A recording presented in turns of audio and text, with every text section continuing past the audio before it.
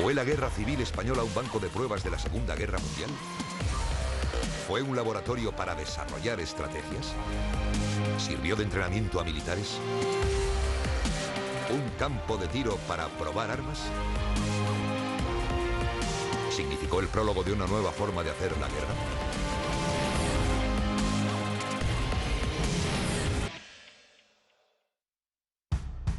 Una línea tenue separa la información de la propaganda. Sucede en tiempos de paz. ¿Cómo no será entonces en tiempos de guerra? La curiosidad, saber cómo, por qué y dónde, y el instinto gregario buscan respuestas al amparo de semejanzas y afinidades. Así ha sido desde el principio de los tiempos, y así fue en la Guerra Civil Española y en la Segunda Guerra Mundial. Desde el primer momento, todos, no importa el bando de sus simpatías, quieren vivir el conflicto de cerca, conocer qué sucede en el frente y qué dicen políticos y militares. Compran diarios para seguir las crónicas de los corresponsales de guerra y las fotos de los reporteros gráficos. Van al cine a ver los noticiarios y, sobre todo, escuchan la radio.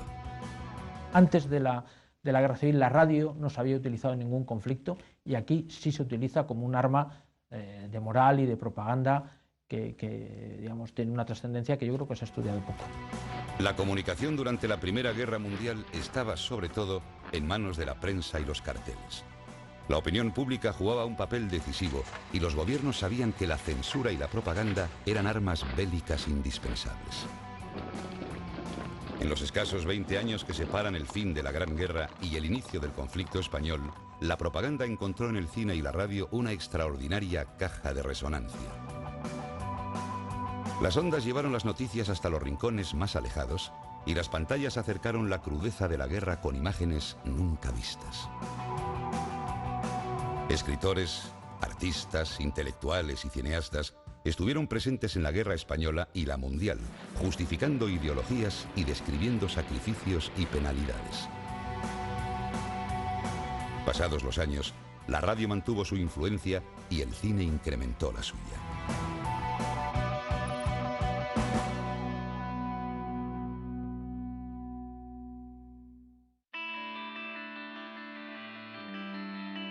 Sin apenas propaganda oficial, muchos artistas, escritores, actores, pintores, músicos, cineastas, apoyaron la causa republicana y contribuyeron a crear una imagen internacional de la guerra civil, donde los verdaderos héroes eran los vencidos, antes que los vencedores.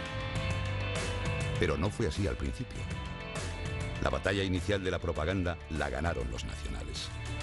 Se presentaron ante el mundo como los paladines del orden, del cristianismo y de la civilización occidental, frente a la amenaza del comunismo, que veían como el enemigo que pretendía una revolución bolchevique en España. La opinión pública se hizo eco del discurso nacional y a ello contribuyeron la sublevación de los mineros de Asturias, un par de años antes, y las imágenes en los inicios de la guerra de los asesinatos de monjas y sacerdotes e incendios de iglesias y conventos.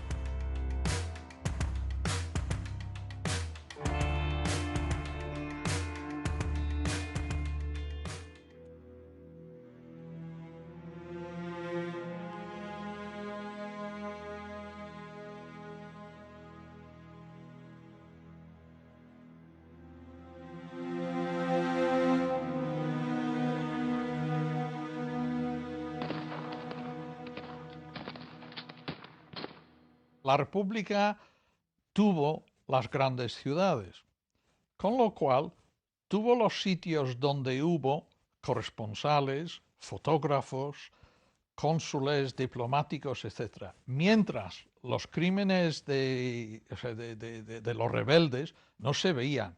Por un lado porque estaban en sitios perdidos y por otro lado porque tuvieron mucho cuidado de impedir que hubiera cobertura mediática, ¿no? Las clases altas de Francia, Inglaterra y Estados Unidos fueron receptivas al discurso nacional, que contó con la influencia de la prensa católica internacional. La Iglesia Católica, que no había participado en la preparación del alzamiento de Franco, pronto se posicionó de forma clara y rotunda a favor de los generales. La prensa británica los que informan de qué está ocurriendo en España, nada más empezar la guerra civil, pues son muchos exiliados, algunos de ellos políticos y empresarios más bien conservadores, como Francesc Cambó, que cuentan que lo que está ocurriendo en España no es una guerra civil, sino una revolución social. Entonces, la primera imagen de la guerra civil es una imagen negativa, sobre todo para los sectores, digamos, más conservadores europeos. La labor propagandística de la Iglesia a favor del bando de Franco tuvo especial relevancia en Estados Unidos, donde los votantes católicos condicionaron al presidente Roosevelt favorable a la República.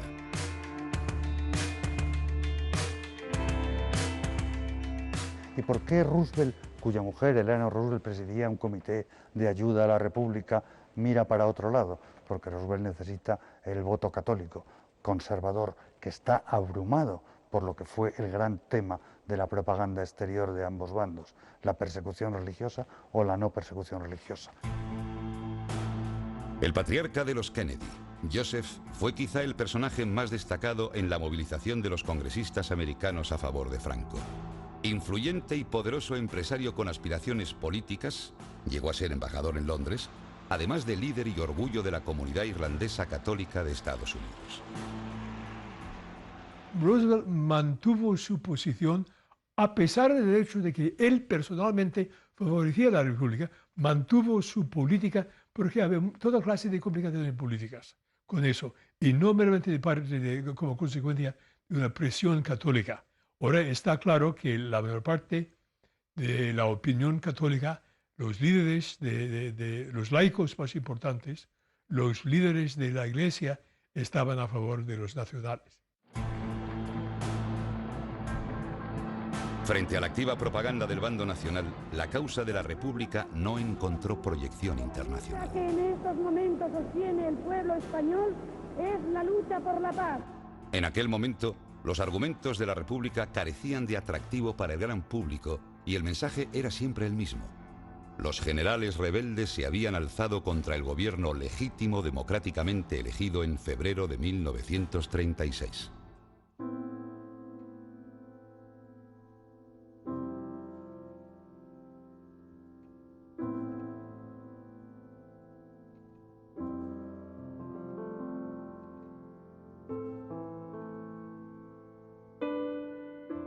Las autoridades rebeldes diseñan una contrapropaganda. Primero, para restar valor a esas noticias, a esos rumores que han llegado a los medios de comunicación y cancillerías internacionales, pero también una campaña sistemática de exageración de algo que sí que estaba sucediendo, pero que exageran, que es las masacres que están teniendo lugar al mismo tiempo en la zona republicana. La opinión pública internacional empezó a cambiar con las primeras imágenes de la represión en la zona nacional, las crónicas de los corresponsales extranjeros en España y, sobre todo, con la noticia del asesinato de Federico García Lorca en Granada en agosto del 36. En apenas un mes desde el alzamiento, la proyección del conflicto español acaparó las primeras planas de la prensa internacional. Crónicas, artículos, dibujos, caricaturas exaltaban valores propios y peligros ajenos. Las palabras, munición del arma de la propaganda, podían modelar la opinión pública a su antojo. Todo dependía de la habilidad, manipulación y fervor de los discursos.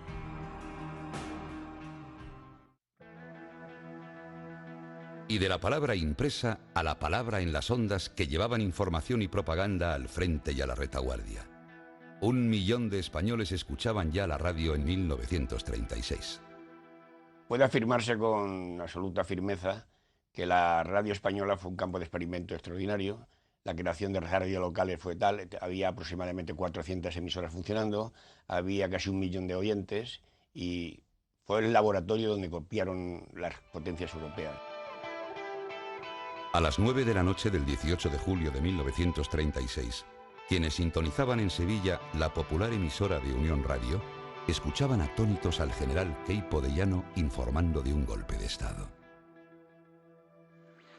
Sevillanos, a las armas. La patria está en peligro y para salvarla, unos cuantos hombres de corazón, unos cuantos generales, hemos asumido la responsabilidad de ponernos al frente de un movimiento salvador que triunfa en todas partes. Su arenga terminaba con el tono que sería característico de las casi 600 alocuciones que dio desde Unión Radio de Sevilla, desde el día del alzamiento hasta el 1 de febrero de 1938. Sevillanos, la suerte está echada y decidida por nosotros y es inútil que la canalla resista y produzca esa algarabía de gritos y tiros que oís por todas partes. Tropas del tercio irregulares se encuentran ya camino de Sevilla y en cuanto lleguen, esos alborotadores serán cazados como alimañas. ¡Viva España! ¡Viva la República! Queipo de Llano, que tiene un papel maravilloso, maravilloso digo desde el punto de vista técnico. Cuando toma Sevilla y ocupa la radio, su manejo de la radio genera una manera de utilizar la radio en tiempos de guerra que va a durar después en la Segunda Guerra Mundial. Así fue como el general Queipo de Llano se convirtió en una estrella de la radio, utilizando el poder de las ondas no solo como medio de información, sino sobre todo de propaganda. La radio tiene un papel muy destacado en el aparato de propaganda en los dos bandos durante la Guerra Civil y además de hecho se convierte en una especie de campo de pruebas para futuros usos propagandísticos de la radio en conflictos bélicos, como sucede en la Segunda Guerra Mundial. Tanto el bando republicano como el bando franquista, como el bando nacional, van a utilizar la radio en dos perspectivas, como una herramienta de propaganda y de información en la retaguardia, en las ciudades y pueblos, y también como una herramienta de propaganda en los frentes, en las trincheras, próximo a las batallas realmente, ¿no? La radio, que había llegado a España 12 años antes del inicio de las hostilidades, adquirió un protagonismo sorprendente en muy poco tiempo. Cuando comienzan las emisiones regulares, las estaciones más importantes están en Madrid y en Barcelona y permanecen en poder de la República durante casi toda la guerra. Los nacionales, a medida que iban controlando más territorio, hicieron un uso muy eficaz de las emisoras de los pueblos y ciudades que pasaban a sus manos. Durante la Guerra Civil la radio se va a convertir en un medio de comunicación de masa. Se comienza a utilizar realmente como un nexo entre lo que son los frentes de batalla y las ciudades y los pueblos, y comienza a utilizarse la radio como quizá el medio informativo que permite seguir la contienda de una manera mucho más estrecha y directa. La ventaja notable que la radio tenía sobre la prensa escrita era que podía ser escuchada en territorio enemigo. Bajo la apariencia de la información se abría paso la propaganda que tenía como objetivo tranquilizar y animar a los partidarios del bando propio y sembrar la inquietud y el miedo entre los adversarios. Fueron los nacionales los primeros en utilizar la radio para difundir consignas políticas y muy pronto el bando republicano seguiría sus pasos. La emisión más propagandística de la República fue El Altavoz del Frente. A las 9 de la noche se alternaban charlas de dirigentes políticos con poemas, artículos y música revolucionaria. Otro programa que se haría muy popular, La Voz Desconocida de Madrid, se emitía desde un sótano del edificio de la Telefónica en la Gran Vía. Tras esa voz desconocida se encontraba el escritor Arturo Barea, autor de La Forja de un Rebelde, trilogía escrita en el exilio inglés después del fin de la contienda. En el 37, Barea se hace cargo de la censura de la radio también. Al mismo tiempo, él presenta un programa en la radio de Madrid casi todos los días. Y en esos programas presenta una imagen bastante positiva del pueblo madrileño en su lucha contra el fascismo, ¿no? Y luego él publica esos cuentos en un libro que se llama Valor y Miedo al final de la Guerra Civil. El 19 de enero de 1937 se crea un Servicio Nacional de Radiodifusión en Salamanca. Había nacido Radio Nacional de España. El llamado parte de guerra, de obligada emisión, se convierte en el arma propagandística más poderosa de Franco. Con su estilo de información y propaganda, Radio Nacional de España asumirá las funciones de radio de cabecera del bando franquista. Entonces, el papel, por ejemplo, de la radio pública, que es muy interesante, es una radio donde Fernando Fernández de Córdoba, el soldado locutor, el que da el parte de guerra del final de la guerra y el que todos los días por la noche hay un diario hablado y es el nacimiento un poco de los informativos de la radio pública en época de beligerante, y son pioneros en el mundo.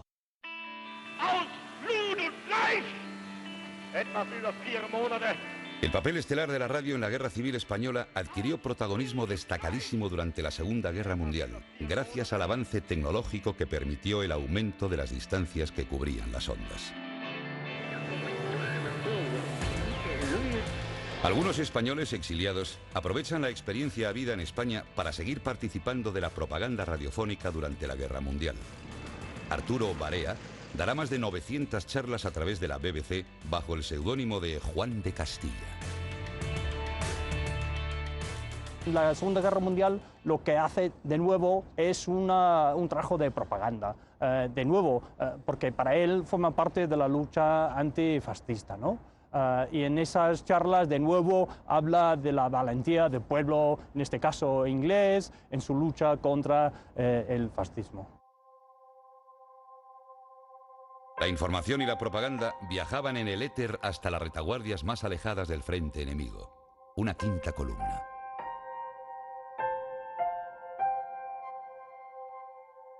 España tiene una radio, tanto pública o privada, que es pionera en la historia de la radio universal. Entonces, bueno, pues nos hemos adelantado cuando se utiliza como instrumento de guerra y de propaganda. Somos los primeros, somos antes que la Segunda Guerra Mundial. El experimento es en los años 30, en la Guerra Civil del 36 al 39. Ese es el experimento. Entonces las radios europeas en la guerra pues cogen y copian de la radio española. Radios públicas, privadas, propaganda blanca, gris, negra. Los matices que reflejaban la fiabilidad de las fuentes y la información. Las labores de propaganda e intoxicación dentro y fuera de las fronteras existieron en todos los países que lucharon en la Segunda Guerra Mundial, y Alemania lució un poderío extraordinario en ello. Una de las razones por las que Hitler accede al poder y convence o engatusa a la nación alemana es precisamente la radio, el uso de la radio. Hitler incluso procura que en todos los hogares alemanes haya radio. En las fábricas, sus discursos y los discursos de Goebbels se transmiten a través de la radio, fábricas, cuarteles, todas partes, incluso restaurantes, ¿no? O sea que es importantísimo el uso que se hace en la radio.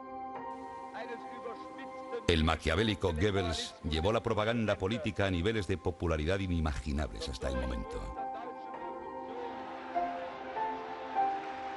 Los alemanes han ido un poco por delante en el uso de la propaganda gracias al genio de Goebbels, que sin duda lo era, ¿no? No solo en la propaganda radiofónica, sino en la propaganda en cuanto a revistas. Hemos visto la revista Signal, se vendía por todas partes y todo eso, ¿no? Hasta que finalmente, claro, el curso de la guerra ya muestra que es que la están perdiendo, ¿no? Pero incluso fueron capaces de seguir convenciendo a un importante sector de su pueblo hasta última hora, hablándoles de armas maravillosas que iban a intervenir a última hora. Es decir, que eso demuestra, ¿no?, hasta qué punto fueron eficaces en la propaganda. Y desde la propia Alemania, un neoyorquino de madre británica y padre irlandés, William Joyce, un filonazi apodado Lord How How por su característico tartamudeo, se dirigía a la población de Gran Bretaña soltando con desparpajo comentarios insultantes para su pueblo, sus soldados y sus políticos. Es un fenómeno propagandístico clásico, ¿no? La gente conectaba, entre otras cosas, porque daban mensajes de prisioneros. Y entonces, claro, ¿quién no tenía un conocido? Daban mensajes de los prisioneros, ponían el tipo de música que les gustaba, que estaba de moda en ese momento, y luego eran gente, Lord How How, por ejemplo, era un hombre muy dicharachero, que tenía tenía un gran gancho para la audiencia, ¿no? Entonces, claro, en ese sentido era un tipo genial. También los ingleses fueron maestros en el uso de las ondas, y no solo desde emisoras oficiales. Las llamadas radios negras, por ejemplo, la más famosa de las cuales, Radio Secret, lanzaba noticias falsas simulando que era una emisora clandestina en la misma Alemania.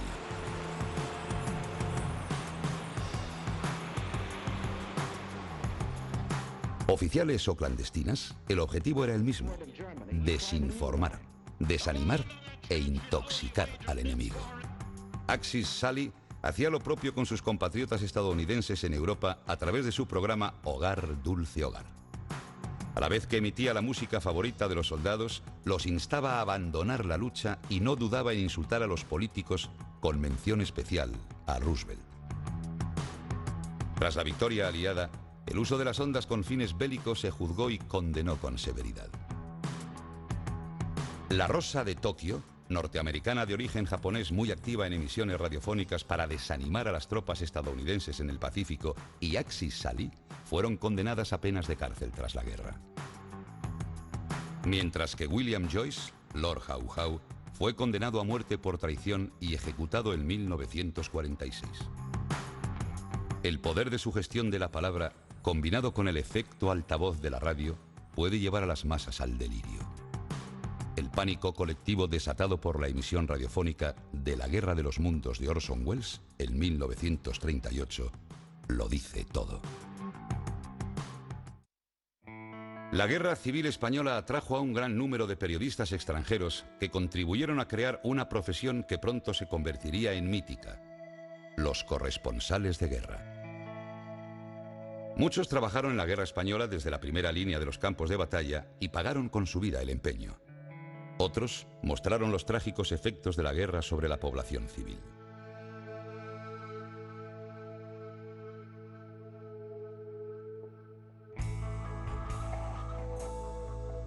Junto a periodistas ya curtidos en otras tierras, llegaron a España jóvenes ávidos de demostrar su valor junto a personajes de la talla de Ernest Hemingway, futuro premio Nobel; George Orwell, creador del Gran Hermano de su novela 1984; Antoine de Saint-Exupéry y su Principito; John Dos Passos; André Malraux. Unos y otros contribuyeron a dar difusión de la marcha de la contienda y de la ideología de ambos bandos.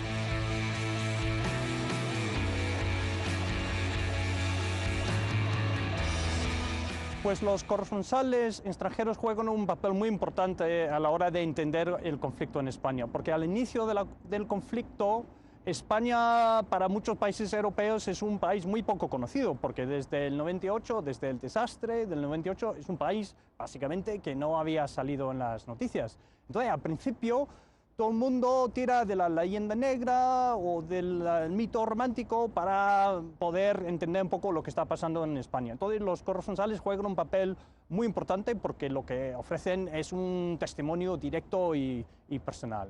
Además en la zona republicana hay muchos periodistas muy comprometidos con la República, ¿no? Como Ernest Hemingway.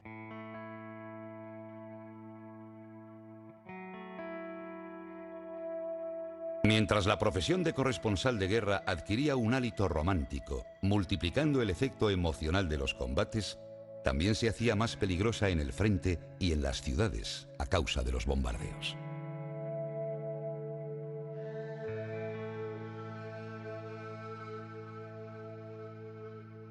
Algunos fueron tomados por espías, otros heridos o encarcelados en territorio enemigo. Muchos se dejaron la vida en España, como Gerda Taro, pionera del periodismo gráfico y compañera profesional y sentimental del fotógrafo Robert Capa, que perdió la vida durante el repliegue republicano de la batalla de Brunete, arrollada por un carro de combate. Fue la primera mujer corresponsal que cubrió un frente de guerra. Sí, y es un fenómeno nuevo. Hay que decir, la aparición de mujeres corresponsales de guerra, por primera vez prácticamente, la mayoría extranjeras, y también alguna, aquí me viene a mente, por ejemplo, la figura de Ana María Martínez Sagi, que seguía el desarrollo de la columna Durruti. La mayoría son extranjeras, por ejemplo, americanas o inglesas y alguna sueca también. Interesa destacar, yo creo que también, que trabajaban para grandes periódicos, The Guardian, New York Times, es decir, no son reporteras de guerra subsidiarias, ni mucho menos, sino que sus reflexiones, sus escritos, sus reportajes llegan a una audiencia internacional. Su aportación es fundamental. ¿Por qué?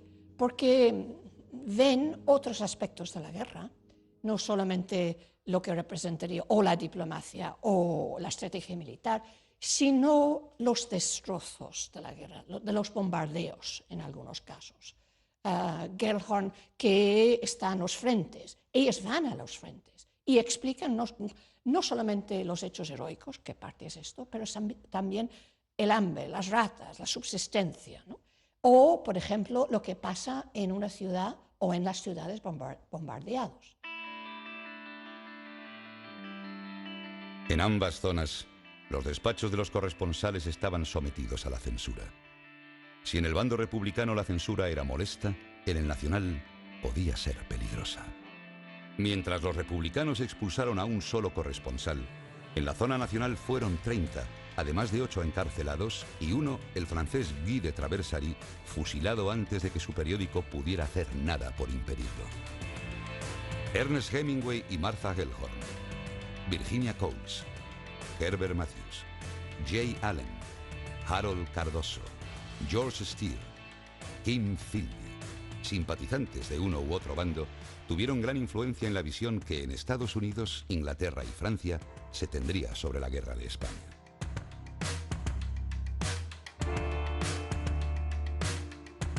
Simplemente era un trabajo, venían para cubrir la guerra española, pero sobre todo en Madrid, al presenciar la resistencia bajo unas condiciones tan injustas del pueblo republicano, el ver que a pesar de los bombardeos, a pesar de las noticias de las atrocidades en zona rebelde, que el pueblo valoraba tanto las reformas que les había dado la República, los derechos de la mujer, las campañas de alfabetización, todo lo que había hecho la República a su favor, con todos sus defectos, que el pueblo seguía luchando. Y poco a poco, muchísimos corresponsales, aunque no fuesen izquierdistas al llegar, terminaron siendo muy partidistas de la República. Durante la Segunda Guerra Mundial, la guerra de papel necesitó ejércitos de corresponsales, reporteros para alimentar los centenares de periódicos que informaban de lo que sucedía en el frente y en la retaguardia.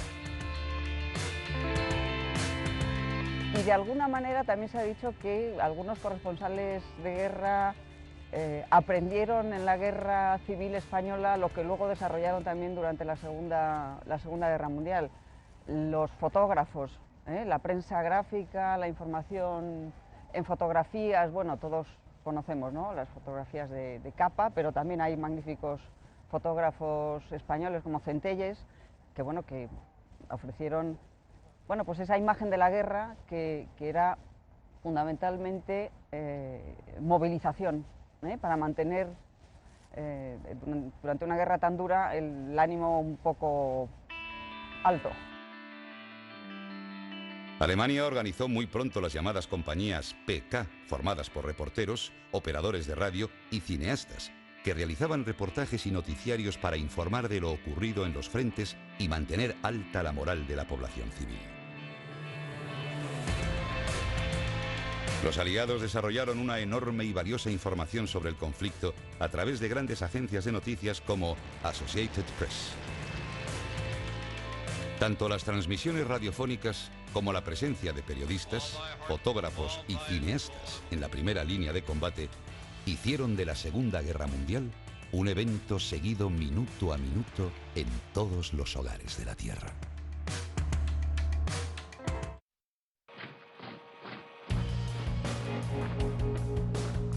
La Guerra Civil Española generó una movilización sin precedentes entre artistas e intelectuales de todo el mundo.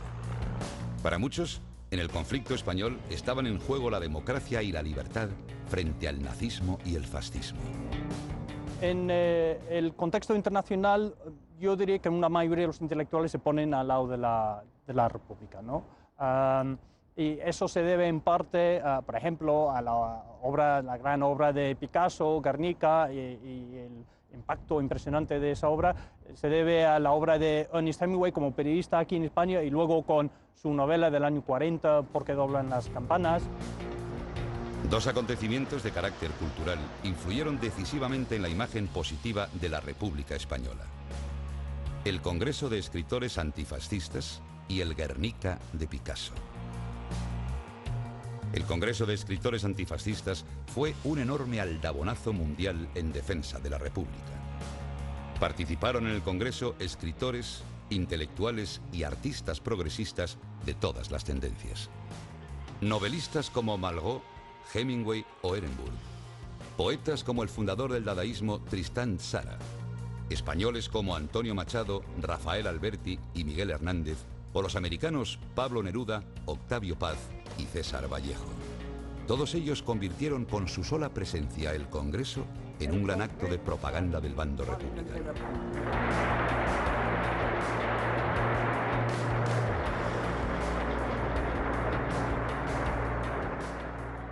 Sin ninguna duda, el Congreso de Escritores Antifascistas en Valencia de julio de 37, una operación montada por los comunistas, es un éxito en términos de propaganda, y también, por supuesto, el pabellón de la República Española en París en el mismo año, sobre todo gracias al cuadro de Picasso.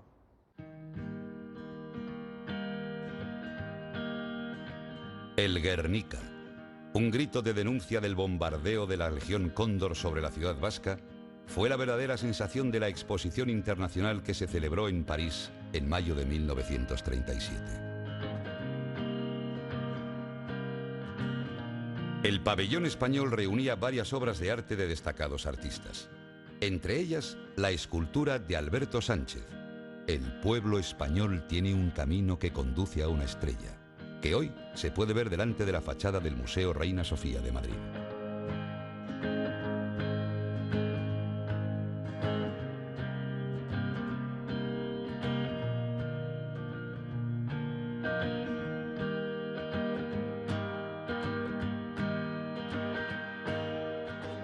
Pero todo quedó eclipsado por la fuerza, la emoción, la profundidad y el espanto del Guernica. En muy poco tiempo, el cuadro se convirtió en el gran icono del siglo XX contra los horrores de la guerra. Picasso, que tardó 2 meses en terminarlo, lo concibió como un gigantesco cartel, sin alusión a sucesos concretos, sino un alegato genérico contra la barbarie y el terror de la guerra española. Y una premonición de lo que iba a suceder en la Segunda Guerra Mundial. Además de Picasso, otros pintores y artistas gráficos, como el comunista Josep Renau en el bando republicano y el extraordinario dibujante Carlos Sáenz de Tejada en el Nacional, mostraron su apoyo a través de la elaboración de carteles de propaganda de gran calidad.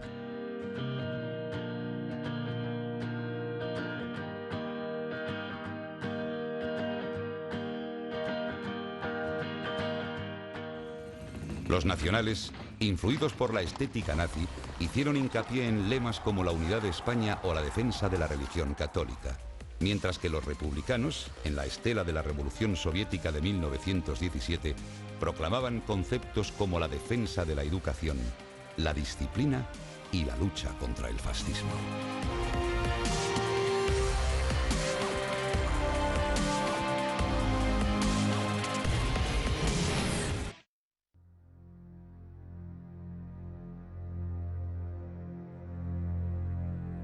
Además de la radio, los carteles y los periódicos, también el cine tendrá un gran protagonismo en la batalla de la propaganda. La incorporación del sonido a los reportajes dará lugar a la edad de oro del noticiario cinematográfico.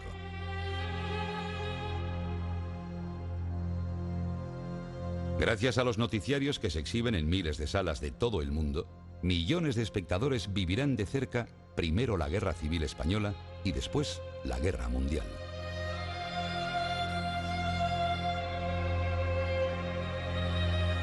Para el gobierno de la República, el cine sirvió como instrumento de propaganda para la identificación moral y política.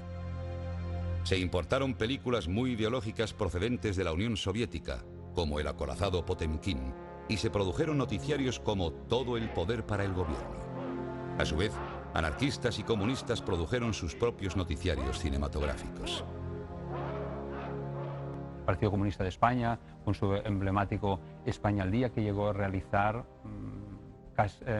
más de un centenar de números, una cifra impensable en aquel momento y que demuestra la importancia que tenía el noticiario a la hora de informar a lo que eran a los espectadores, tanto de lo que pasaba en la retaguardia como lo que podía haber en el exterior.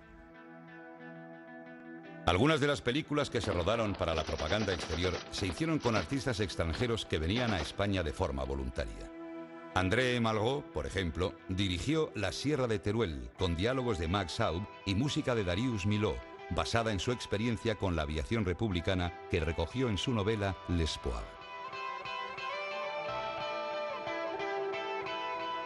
Tierra Española, otro documental rodado también por extranjeros, centraba su interés en la voluntad de resistencia no solo en los frentes, sino también en la retaguardia. Narrado por Orson Welles, causó gran impacto en Estados Unidos.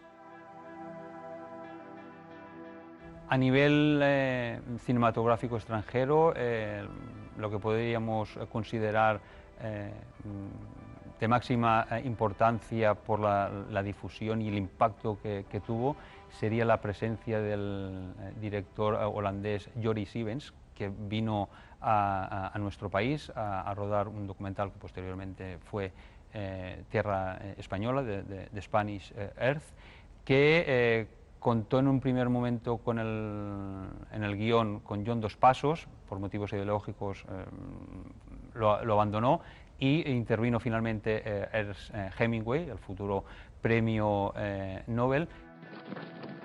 Mientras en el bando republicano la producción se centró en películas de propaganda encargadas por el gobierno o realizadas por sindicatos y partidos políticos, en la zona nacional la producción de documentales estuvo centralizada y el noticiario español pasó a ser de emisión obligatoria en todas las salas.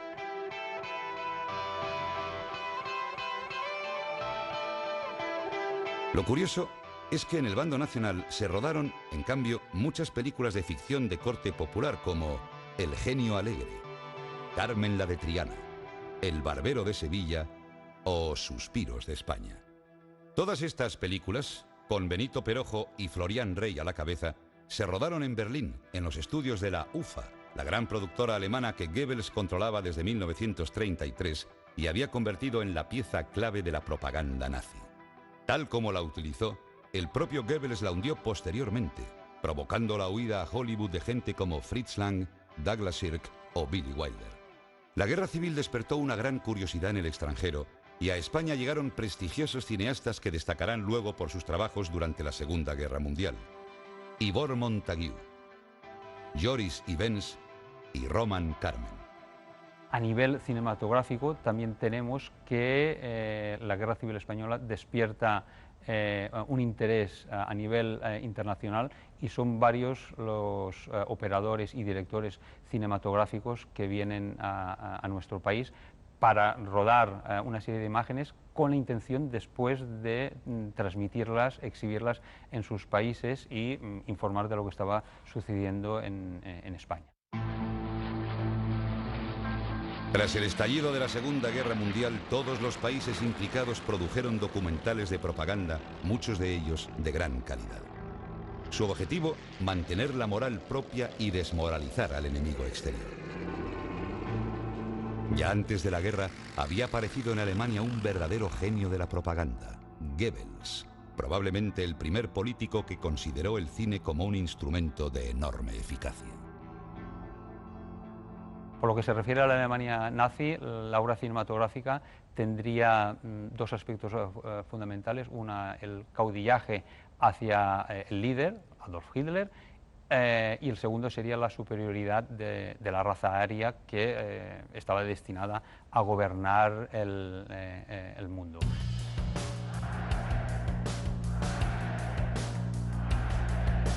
Goebbels impulsó el desarrollo de la industria cinematográfica alemana, convirtiendo en estrella a Leni Riefenstahl, una realizadora que dirigió documentales que causaron un gran impacto, como El triunfo de la voluntad, rodado en 1934, que mostraba el Congreso del Partido Nacional Socialista en Nuremberg, y Olimpia, de 4 horas de duración, sobre los Juegos Olímpicos de Berlín en 1936.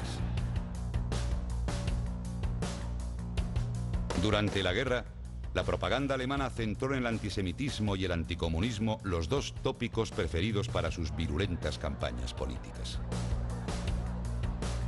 Leni Riefenstahl dejó de hacer cine en 1936. Durante la Guerra Mundial estuvo alejada de la cúpula nazi. Su cine, muy estético y necesitado de grandes medios y mucho tiempo de montaje, no tuvo ninguna influencia en el cine de propaganda bélica de la época, que necesitaba equipos ligeros y un montaje rápido.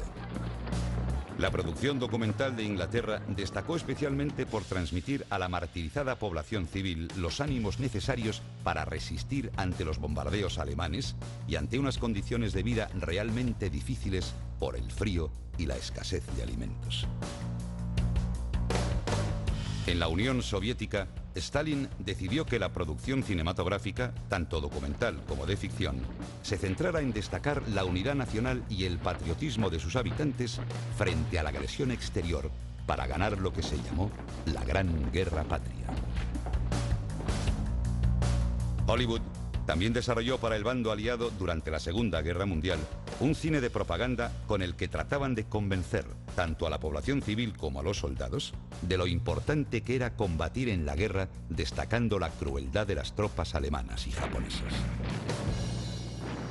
La administración Roosevelt crea un comité dedicado al cine que tiene su reflejo en diversos documentales y obras cinematográficas. Seguramente el más importante sería la serie que el director Frank Capra, que en aquel momento ya era reconocido, realizó con el título de ¿Por qué luchamos? Entre los directores que se implicaron a favor del comité cinematográfico estarían personas de gran prestigio como John Ford, John Huston, William Wyler, que algunos de ellos habían ganado algún Oscar, lo que demuestra que eran personas muy profesionales y reconocidos por el público, que era también un elemento muy importante a la hora de divulgar su obra. La mezcla de información y propaganda no es un invento del siglo XX, pero gracias a los avances tecnológicos, la radio, el cine y la televisión, a partir de la Guerra Civil Española y de la Segunda Guerra Mundial, se convirtieron en los principales instrumentos de propaganda de todos los gobiernos.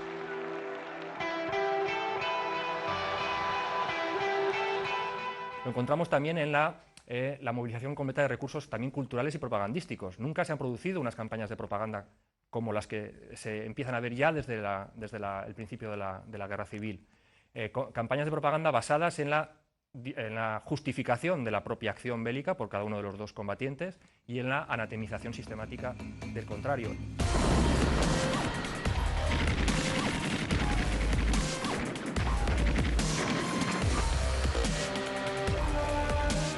Primero en la Guerra Civil Española y luego en la Mundial, ha surgido un nuevo fenómeno. La gente tiene sed de información y quiere vivir en directo la guerra, por muy lejos que esté del conflicto.